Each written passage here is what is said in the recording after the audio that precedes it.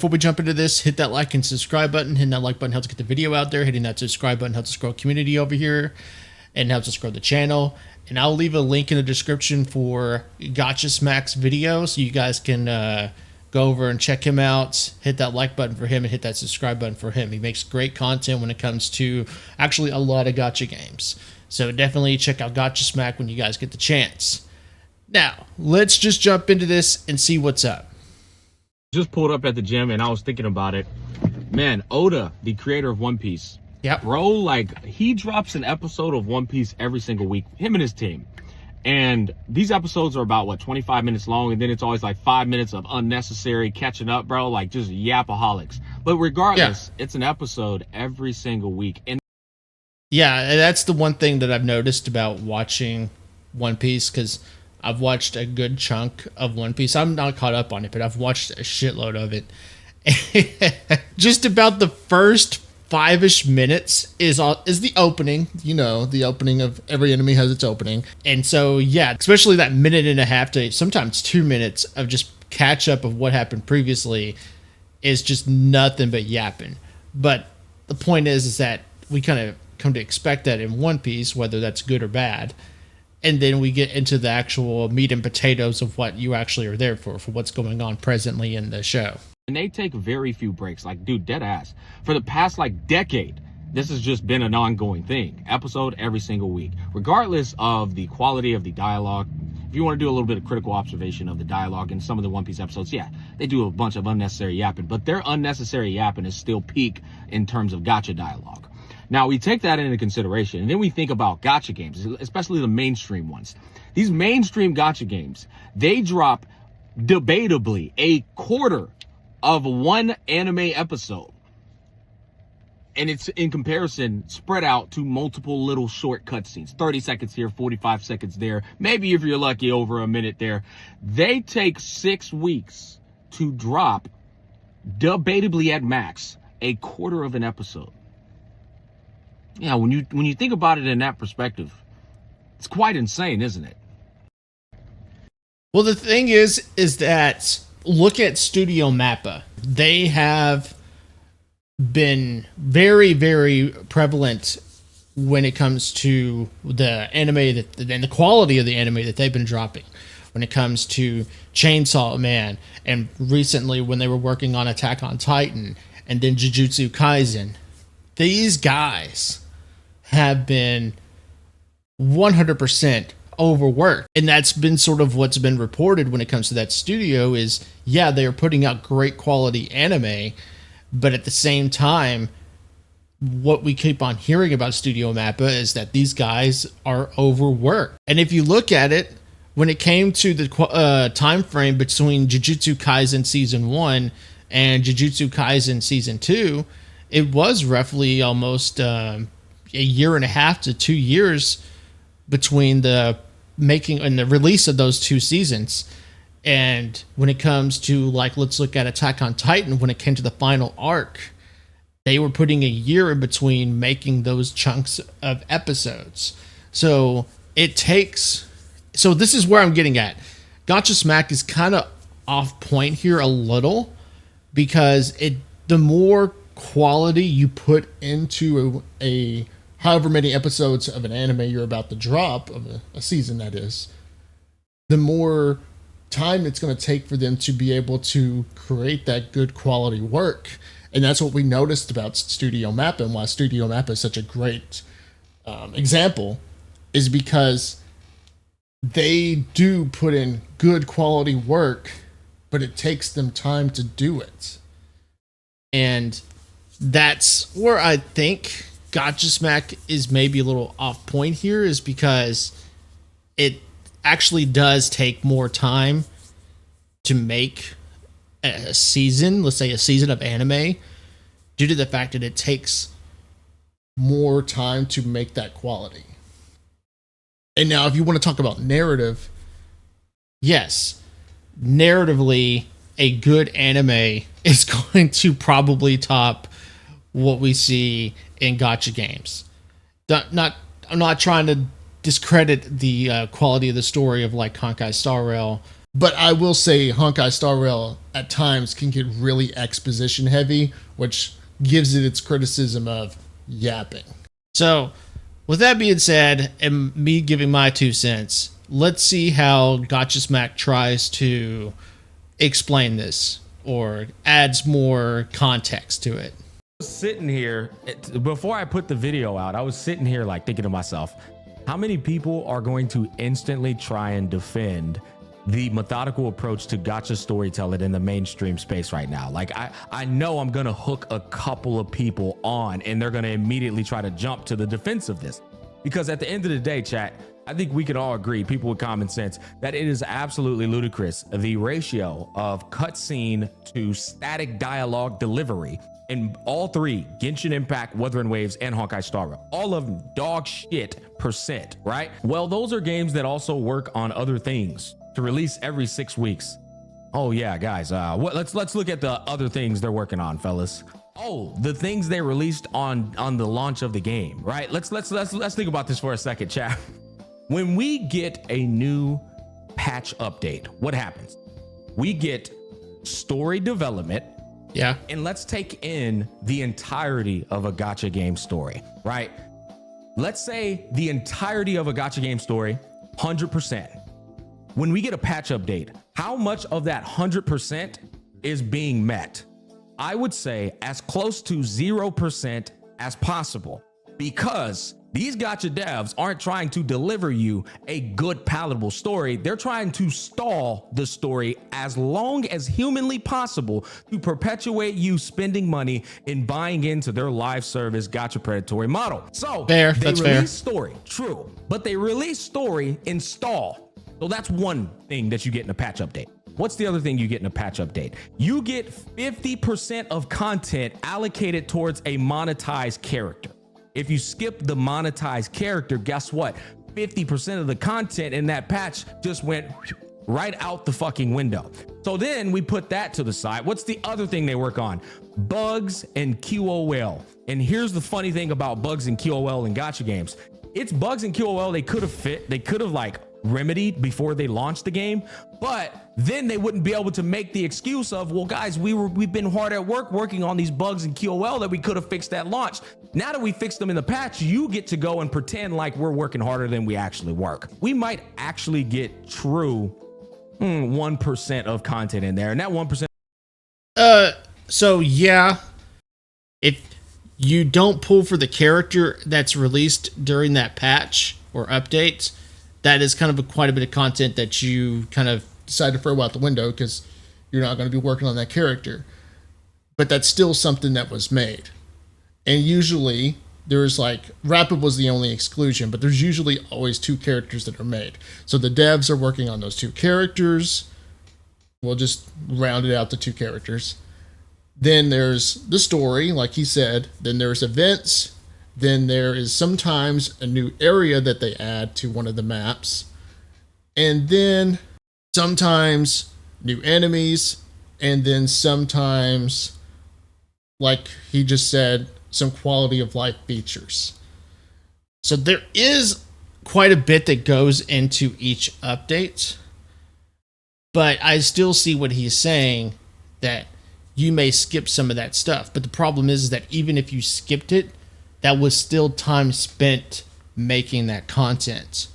And I'm not trying to defend gacha games. I'm just trying to play devil's advocate and try to play this down the middle. I'm pretty sure I'll still agree with him in the end, that I think that they could do better working on making more elements of these stories more interesting. I will always advocate for making the stories in gacha games more interesting, like a more show not tell method. But like I said, I do want to try to play this fair. And content is generally going to be Mario Party, right? These events, acquisition. One thing though, Smack, in Wuthering Waves during dialogue, characters move a lot and does thing a lot, like Camellia spinning bracelets, sweating, getting strung out. Rigging these might take a lot of time. Okay, let's establish one thing here. Let's establish one thing here, chat. And I want everyone to answer this. Would you rather consume the story in the fashion of an adaptation or in the fashion of moving backgrounds and static dialogue communication with very little emotion put into the expressions of their faces? Would you rather consume? Let's ask a different question. What is an improvement of storytelling? That shit he just explained, or an adaptation? Okay, so listen, guys, understand here, and I want to say this without coming off as an asshole.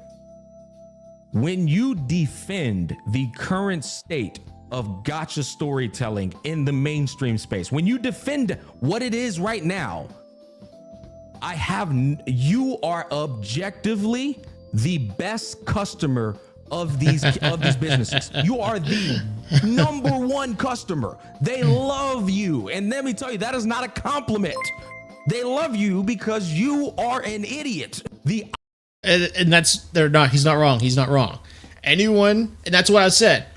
I still, even if I'm playing it down the middle and at least laying it out on what these guys are doing during the process of making these updates, even if they're doing, and they are, doing all this stuff, I will still 100% say you guys still need to figure out how to make this story more interesting. It's like if we were talking about like a restaurant, and everyone at the restaurant is doing their job. They're making sure the store is up to date, clean, and 100% presentable to like whenever a health inspector rolls around, and making sure, and it's a very presentable store. And they're doing everything that they need to be doing and potentially more.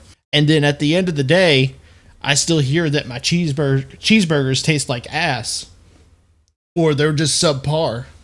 I'm going to go to them. I'm going to go to my workers and say, hey, you guys are doing a great job making sure this store stays presentable and making sure that the food looks good. But the problem is that we're getting told that our cheeseburgers taste like ass, and we need to figure out how to make this cheeseburger taste better. Because at the end of the day, what matters is the quality of the product. It doesn't matter if it's presentable. It doesn't matter if everything looks good and it's presentable. At the end of the day, the quality has to match what our customers are wanting. And that's why I said that even if Honkai, like, I'll say any gacha game, if any gacha game is doing the work they need to be doing during the updates, but at the end of the day, the story could be told better. The story needs to be told better. And I agree with this. I agree that the story 100% needs to be told in a more presentable way that seems more engaging. Not just, like he's saying, static. Ideal way to tell story in a live service gacha game model. The ideal way is to be as close as possible to an anime adaptation. The only reason it is not as close as possible to an anime adaptation, and instead to the contrary, as far, is because they need to stall so that you can play their game more often, so that you could spend more time on their game. Because if they don't stall and they do give you an adaptation, now they have to work harder.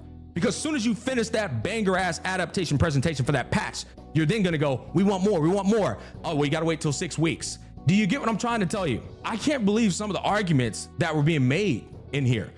ZZZ might be the closest to that. Zox, ZZZ, and from my first 4 hours of Girls Frontline 2, ZZZ and Girls Frontline 2. Yeah. Now, with that thought in mind. And 100%, and I've been playing Girls Frontline 2, and yeah, they do a lot of different methods in presenting how they tell their story. And a lot of the times they do the whole CGI animation where they're even showing these characters interact with one another. There was this one scene where this chick goes to this door and eventually has to go in on her own, and then she ends up running into somebody that she appears to have, because I haven't played past this, but she sees somebody that she clearly used to know, or at least has some interaction with, and you could see the emotion in how their faces reacted when they looked at one another. They were telling a story with facial reactions and not saying anything. You could tell based on that there was an uncomfortable interaction. You could tell that there was a history between them and that they were going to have to eventually work on whatever story is behind these uncomfortable facial interactions. And that was a 100% case of show, not tell. And so that's what I am definitely coming to an agreement with Gacha Smack here, is that, yes, I think that these stories, especially when it comes to Honkai Star Rail and Genshin Impact, because really, if we're just going to be genuinely honest here, it's just Honkai Star Rail and Genshin Impact that really have a problem here, which is they need to get and double down on more show, not tell story interactions. Because right now, ZZZ is the only... I haven't played enough of Honkai Impact 3rd, so I'm going to kind of excuse Honkai Impact 3rd. But ZZZ is the only one that I've seen so far that does quite a bit of show, not tell. I want you to look at some of these other arguments, because this is what's ludicrous. You're going to find this funny, chat. You're going to find this funny. Listen to this. I haven't even read this one yet. I want to read this one because they said it's rage bait. This already... Bro, I swear, the cues of a moron are so obvious. Bro thinks I'm rage baiting with this. I'm not even rage baiting. That's insane. I'm not even rage baiting. Okay, let's hear what he has to say.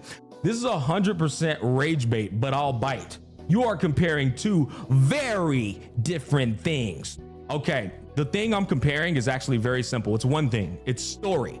Now, how you tell that story is what matters. I'm not comparing two very different things. We're comparing how story is delivered, period. There's not two very different things. That's one thing. Okay. Anime is one thing where you can focus only on the story and don't have to upkeep anything. First of all, that's not... Bro just literally summed up an anime adaptation as just one thing. When in reality, it's the art, it's the script writing, okay? It's the matter of fact, it's above my pay grade to even explain how many variables go into that. But sure, let's let them cook. A 3D video game not only has a main story, but events, new characters, character modeling, QOL, and upkeep. Okay, so you're arguing that HSR, Wuthering Waves, and Zenless Zone Zero get a pass because of those variables you just mentioned. Then why is Zenless Zone Zero and Girls Frontline 2 providing more cutscenes than all three games combined? Why are they providing more cutscenes than all three games cutscenes per patch combined? I'm not going to try to speculate too much, but it's more so probably just whoever's running these teams.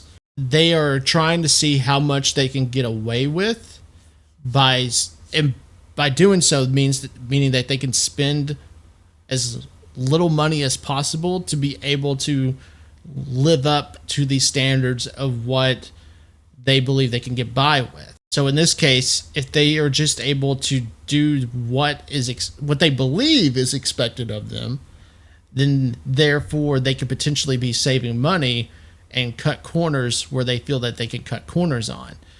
Problem is that ever since games like Wuthering Waves, Zenless Zone Zero, and now Girls Frontline 2 have come out, and they're showing that they can deliver quality gameplay.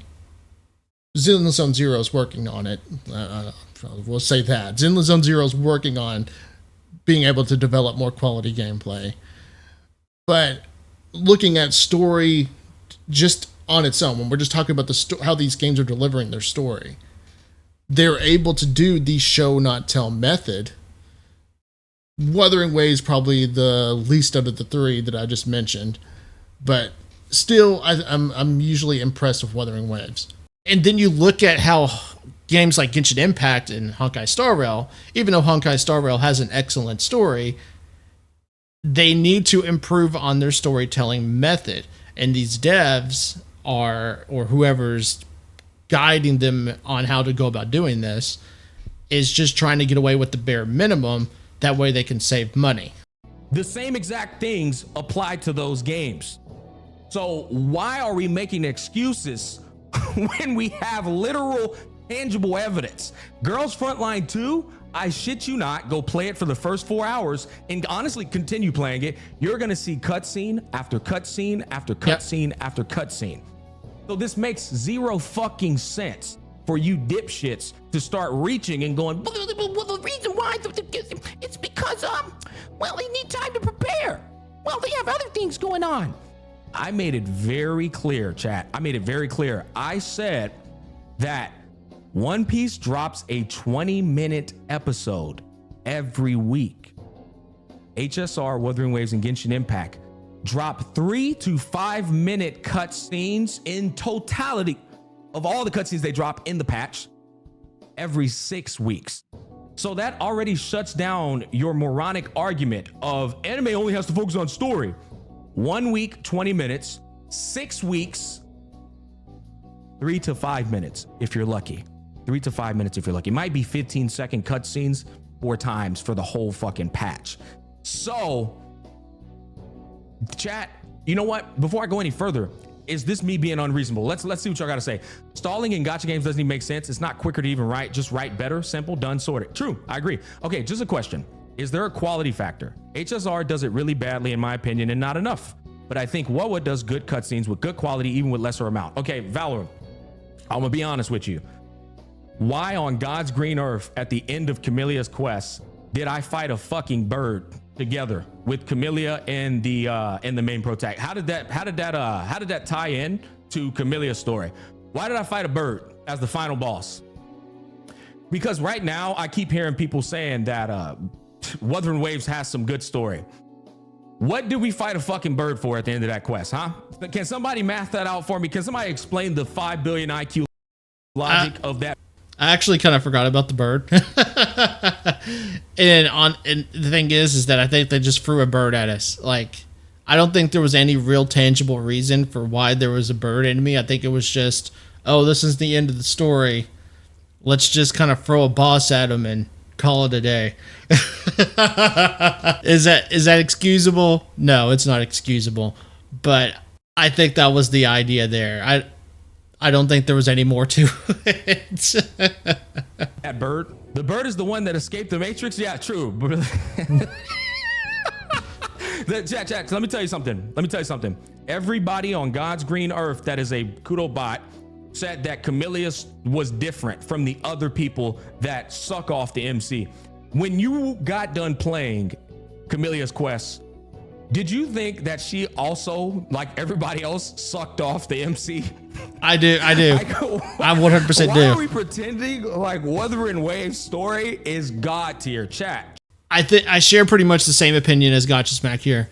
Wuthering Waves has a good storytelling method. It's literally the opposite of Honkai Star Rail. Wuthering Waves is 100% when it comes to narrative, the opposite of Honkai Star Rail. Wuthering Waves has a good storytelling method, but a very mid story, and sometimes sub-mid. Honkai Star Rail has a really good story, but they 100% need to improve on their storytelling methods. The problem with Wuthering Waves is that its story is very, very tropey in the fact that everything is revolving around the rover. Everything. And every character, especially the female characters, like Gacha Smack said, want to suck off the main character, or have at least in one point in their past has sucked off the main character, the rover. And Camilla was like, if I had to take 2 characters that absolutely are down bad thirsty for rover, it is Shorekeeper and Camilla, like fighting for the number 1 spot. Those two, after the Black Shores update, I thought Shorekeeper was just ready to, like, at any point, doesn't matter where, was ready to lay down on her back for rover. And Camilla, so fucking thirsty. And that's the thing really with Wuthering Waves story, is that it feels like it's going down the path of a typical harem type anime. Whereas Honkai Star Rail, I actually feel like I'm getting a genuinely good story.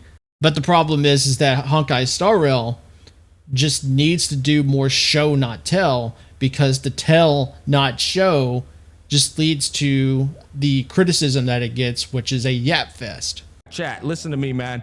You're arguing with the worst person to argue with these kind of things, because I actually will bring up exact scenarios. Chat, why does Shorekeeper story get so much praise when it's just an inferior fucking version of your to your eternity? It's literally an inferior version. She watches humans learn emotions, go through experiences, and still says, I don't know what these feelings mean. How did you watch humans go through 87 million different expressions, emotions, and experiences and still not know how to make an expression yourself? But like I told you, it's just a copy and paste from To Your Eternity. That's all it is. It's the same exact thing, but inferior. That's all. So I don't get where this God tier story is coming from. It just doesn't make sense to me. I went through Shorekeeper story, and the only thing that caught my attention was the cutscenes. Otherwise, it was mid. It was mid. It's always mid. But gacha players love gassing up garbage. Gacha players, I'll say it again, love gassing up fucking garbage. Chat. I think it's a little bit more than that. I think when it comes to, like, let's say like the Kurobots, it's that because they enjoy the game so much for its gameplay, because Wuthering Waves has excellent gameplay, but the problem is they don't want to admit the shortcomings. They don't want to talk about where the story or where the game in general falls short. And in Wuthering Waves' case is that it has excellent gameplay. It has really good storytelling methods. But the problem is with Wuthering Waves is that its story is just kind of mid. And the thing is that if you criticize, let's say, a Kurobot for any potential shortcomings that the game may have, they take offense to it and say, no, it's the fucking greatest game ever, and speak of it in generalized terms. And then I'll even play both sides. Let's say Honkai Star Rail, my current favorite game. So I'll speak for myself here. Honkai Star Rail has, again, good gameplay. Probably the best end game in all of gacha games at the moment. And don't get me wrong, and this is where I'm going to get to the shortcomings, Honkai Star Rail does have issues. It has sort of a power creep issue. Right now it's dealing with a HP inflation issue. And right now Honkai Star Rail has an excellent story, but its shortcoming is, like I said, its storytelling methods. And a lot of people are just, a lot of these gacha players, that is, have a problem being able to call a spade a spade. Look at a game, put your biases to the side, and say, hey, this is where my game does really good at, and this is where my game kind of has issues. This is how you start the basis of constructive criticism, is being able to acknowledge the flaws and say, hey, this is what we can work to improve on. Listen, the closer a gacha story gets to being told like an anime, or like the way God of War and Spider-Man of today are told, the closer they become to actually being good stories. We are in 2024. We are not in 1990. We are not in 2000. We're in 2024.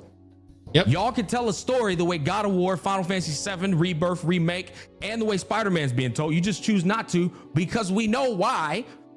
You're a gacha game. You're trying to get your ass. That's what they're trying to do. Stop with this whole ordeal of where they're doing their best. Why, chat? I gotta ask this too. I gotta ask this because this shit be on my brain.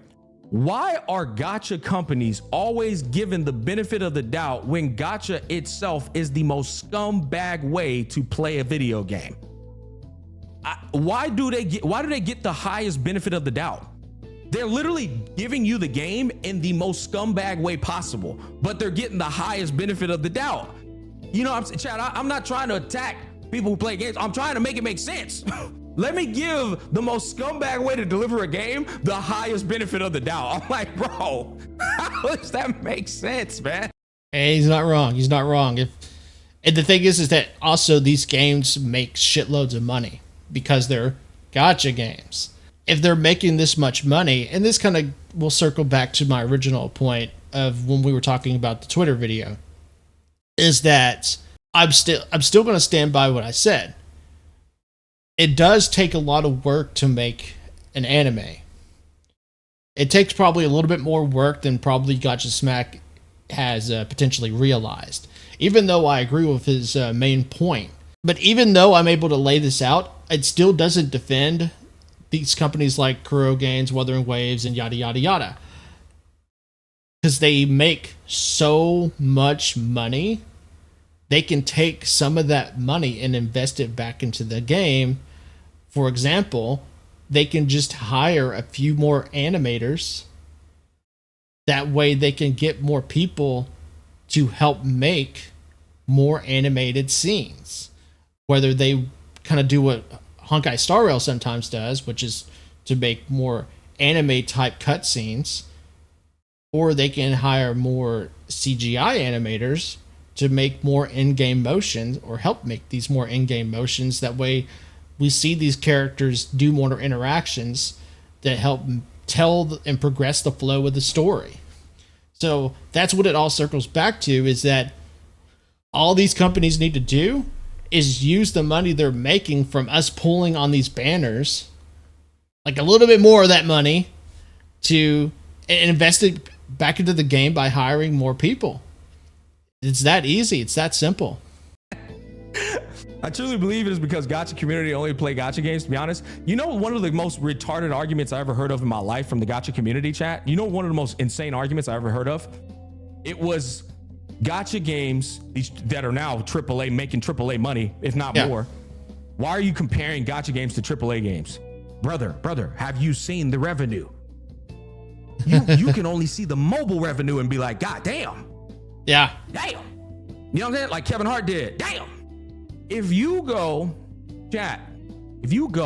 and wait till the year is over with and you see these fucking companies have to report how much money they make, and you see that Hoyoverse made like $3.5 billion in 1 year, what do you mean I can't compare them to a AAA company? What do you mean I can't compare them to a AAA company, man?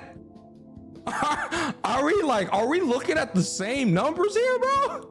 Like, holy shit, chat. Oh, you're worth $5 billion, but please don't compare it to Blizzard.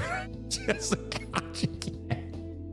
You know what's funny, man, is the reason these games are garbage is not only because of the business, it's because of the fucking consumers. But you know what?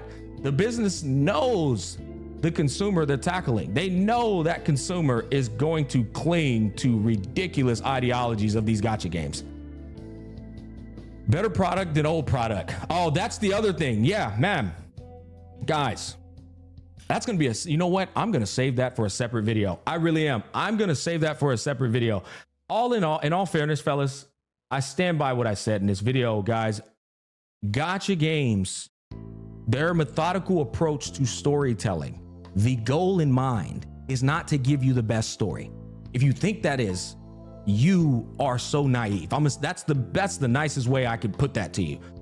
Their goal is to stall and stall. I saw a guy.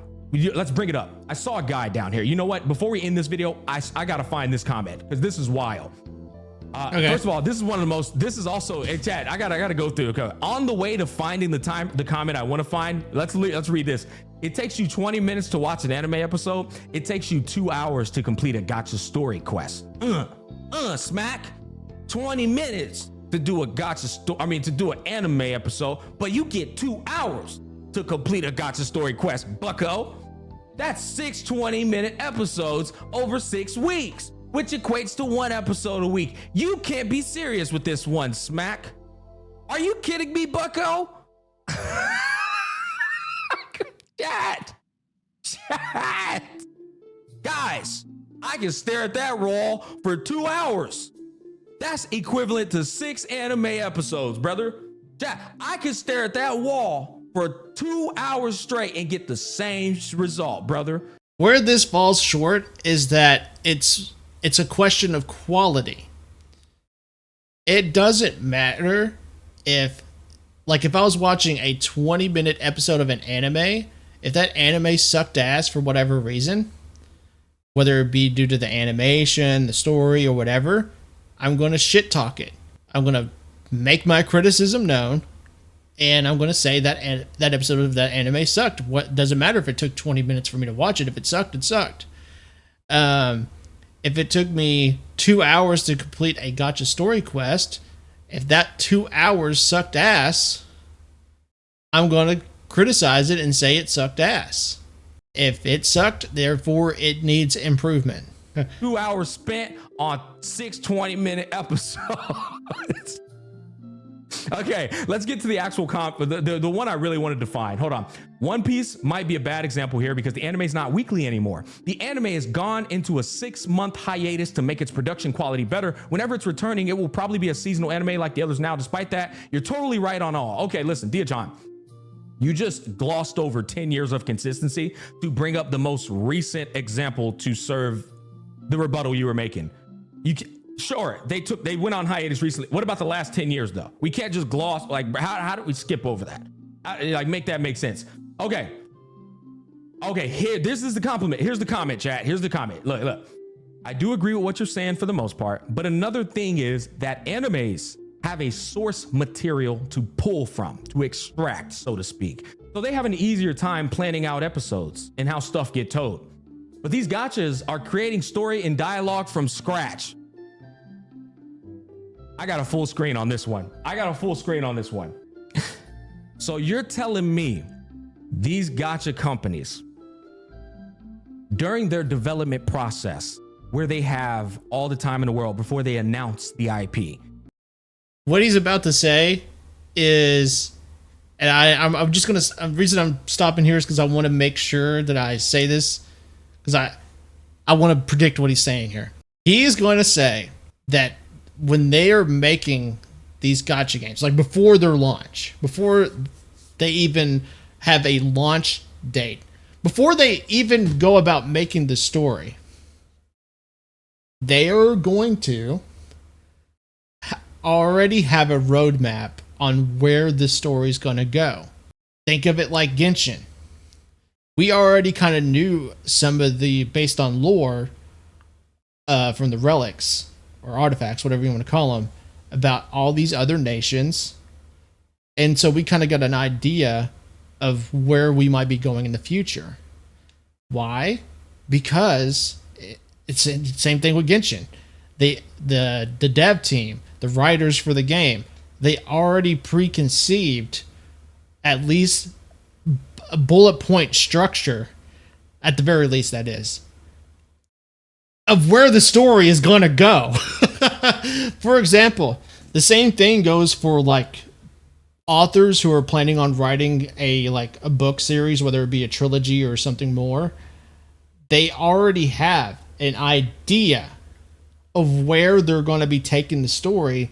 That way they at least have, not just because they want to already know the story ahead of time, but it also helps because you already know where you're going with the story when you're going about writing the current book that you're on, or the current manga that you're on, or in this case with gacha games or any game in general. You already know where you're writing to. They said, let's wait to write the script for this story. Let's wait until the highest induced stress moment, meaning the 6 week to 6 week schedule we're about to take on. Let's not write the script right now in the development process. Let's just wait until the 6 week schedule and then we write that bitch from scratch. We're gonna do it like J. Cole do. I got 10 minutes to write 10 bars. Bam, go. Brother, come on, man. Guys, where do y'all grab these excuses from? Because like, holy fuck, bro. They have the script finished before they even announce the IP, okay? Listen to me. What they're doing is they're taking that already finished script during the 6 week period and they're saying, all right, now how do we stress that bitch? You know what I'm saying? Have you got it out the mud? Are you from the hood? You ever made a motherfucking dollar stretch 2 days? You can't do it today. It's impossible. But you made $20 stretch 3, 4, 5 days. I for sure bet you that.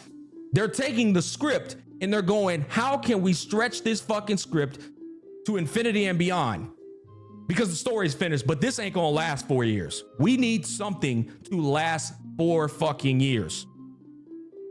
That's what they're doing. The script's already finished. They're just going, let's perpetuate this a little bit longer to get us through these 6 weeks. Again, why do we give the gacha companies the highest form of benefit of the doubt? It just doesn't make sense. You know, like, Chad, you think these guys are writing these stories from scratch in the 6-week period? Oh my God. So what did they do during the development phase then? Huh? Make it make sense. God damn. Anyways, you know what? I rest my case. That was an easy video. Please, guys, wake up and realize these guys are not working as hard as they fucking can. Please get this thought out of your head, man. Dear God, every time I have to make one of these videos, I think, damn, I just probably threw away 7 sponsors right there. But then again, I somehow continue getting sponsors. I think it's because these gacha companies know I'm just a real motherfucker. I'm not trying to step on their toes. I'm just presenting facts here. I don't know. Thanks for watching. Peace, love, and happiness. I'll catch you guys on the flip side. But I honestly pretty much agree with Gacha Smack all the way through. I do think that maybe he kind of underestimates the process of making anime. But even then, it still doesn't excuse what gacha games like, and more specifically what Hoyoverse is doing with Genshin Impact and Honkai Star Rail, because they're making shitloads of money. Honkai Star Rail and Genshin Impact have usually always been in the top 5 games that are making the most money. And if you look at Hoyoverse as a whole, as a huge ass company, not just one of these individual games, it does make the most money. They could just take that money and allocate some of it to being able to help hire more people to work on animating better quality scenes in either Genshin Impact or Honkai Star Rail, or both. Obviously, I would obviously advocate for both of them, because we're seeing games today like Zenless Zone Zero, who's also under the umbrella of Hoyoverse, and other games like Wuthering Waves, who does a genuinely decent job animating scenes. And we see with the newest game, Girls Frontline 2, that's also doing a very well job animating scenes. All of it is to ensure us, the consumer, is getting a better quality product when it comes to the story side of these games. At the end of the day, we still win if they were able to implement changes that will produce a better quality story. Because that's all we're asking for, is just the story in Honkai Star Rail and Genshin Impact to be told to us in a better quality way. Wuthering Waves' problem is the opposite. It needs to just improve its story altogether. So with that being said, definitely head down to the comments down below. Let me know what you guys are thinking. Do you agree with myself and or Gacha Smack? Do you have any other tidbits that you would like to add to this discussion? I want to hear what you guys are thinking. So definitely head down in the comments. Let me know what you guys think. And while you're at it, head to the description down below. Check out Gacha Smack's video. Check out his channel. Hit that like button for him. And hit that subscribe button for him. He always delivers on really good content when it comes to just gacha games in general. And also, definitely, if you haven't already, hit that like and subscribe button.